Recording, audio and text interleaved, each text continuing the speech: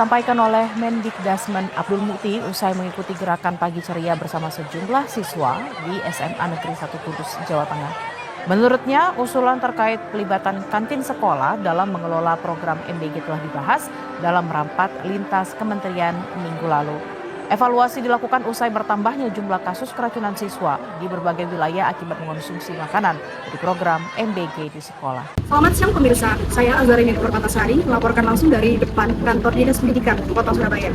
Program MBG merupakan salah satu program yang paling ambisius yang telah dilakukan pemerintah. Jutaan anak di seluruh Indonesia kini menerima makanan MBG setiap hari di sekolah mereka. Namun pertanyaan besar muncul di balik implementasinya. Di mana posisi Dinas Pendidikan dalam program sebesar ini? Apakah mereka dilibatkan sejak awal ataukah sekedar menjadi penonton di rumah sendiri? Dan bagaimana institusi ini merespon ketika dampak-dampak yang tidak terduga mulai bermunculan di lapangan?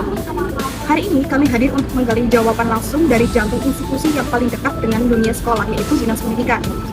Sebuah percakapan yang kami harap dapat membuka ruang refleksi, ruang diskusi, bukan sekedar pembahasan mengenai kebijakan. Baik, Bapak selaku Saya sebagai Kepala Bidang Perencanaan dan Evaluasi. Terima kasih telah bersedia meluangkan waktu dan membuka ruang diskusi ini bersama kami. Sebelumnya kita mulai, izinkan saya menyampaikan konteks dari perbincangan kita hari ini. Kami datang bukan dengan agenda untuk menyudutkan siapapun. Kami datang karena percaya bahwa Dinas Pendidikan adalah institusi yang paling memahami ekosistem sekolah secara menyeluruh. Mulai dari kepala sekolah, guru, siswa, orang tua, hingga para pedagang kecil yang selama ini hidup berdampingan dengan dunia pendidikan. Program MBG ini kebijakan yang mulia, namun seperti kebijakan besar membutuhkan mata dan telinga di lapangan, dan Dinas Pendidikan itulah yang bisa memilikinya.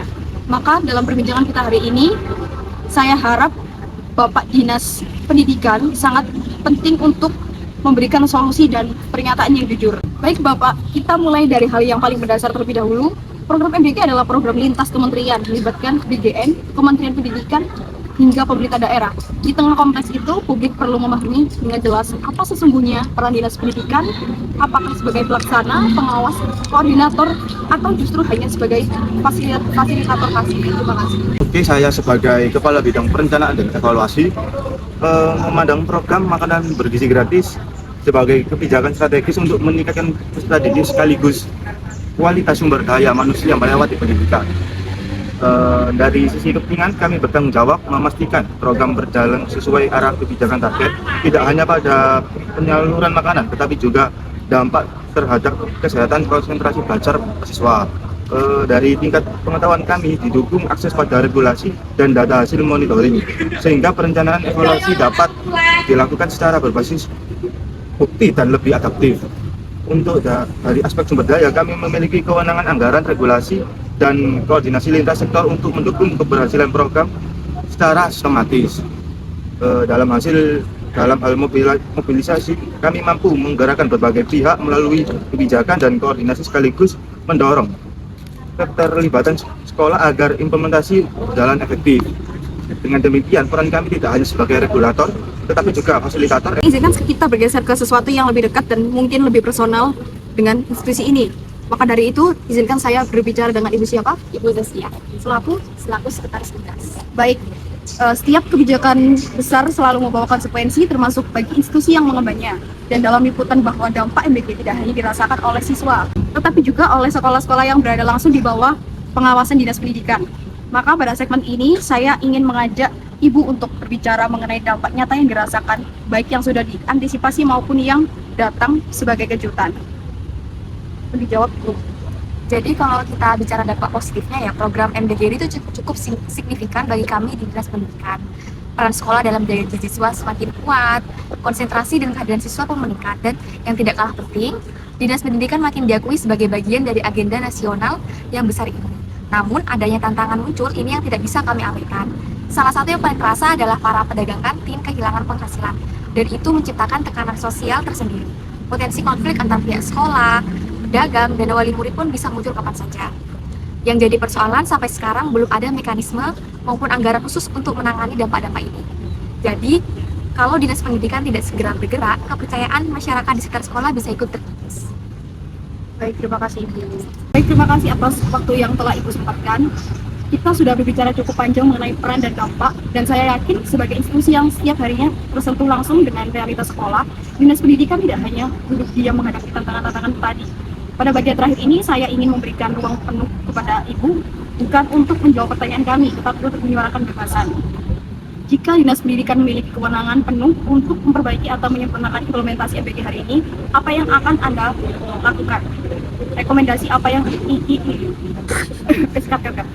Rekomendasi spesial 1, 2, 3. Rekomendasi apa yang ingin Dinas Pendidikan sampaikan kepada pemerintah pusat, kepada lintas dinas, dan kepada masyarakat? Ini adalah kesempatan Ibu untuk berbicara sebagai pemikir kebijakan, bukan hanya untuk sebagai pelaksana. Mohon dijawab. Untuk rekomendasi kebijakan yang dapat dilakukan, yaitu membentuk satuan tugas transisi ekonomi sekolah dengan melibatkan sekolah, pedagang, vendor, dan dinas terkait. Selain itu, pedagang lokal Kamu mau kata langsung aja, langsung mulai kata absen awal. rekomendasi kebijakan yang dapat dilakukan, yaitu membentuk satuan tugas transisi ekonomi sekolah dengan melibatkan sekolah, vendor, pedagang, dan dinas terkait. Selain itu, pedagang lokal perlu dilibatkan dalam rantai pasok program makan bergizi gratis agar tetap memiliki peluang ekonomi. Penataan pedagang kantin juga perlu diintegrasikan dalam sistem sekolah untuk mendukung akses perlindungan sosial. Selanjutnya, diperlukan pengaturan jam operasional dan zona usaha, pelatihan peningkatan kapasitas pedagang, serta dukungan perlindungan sosial dari pemerintah daerah. Baik, terima kasih. Baik Ibu, terima kasih atas waktunya, keterbukaan dan pemikiran yang telah Ibu sampaikan kepada kami hari ini. Perbincangan ini menegaskan satu hal penting, yaitu program sebesar MBG tidak bisa berjalan di atas satu tangan saja. Ia membutuhkan kolaborasi, kejujuran, dan mengevaluasi keberanian untuk merekomendasikan perubahan.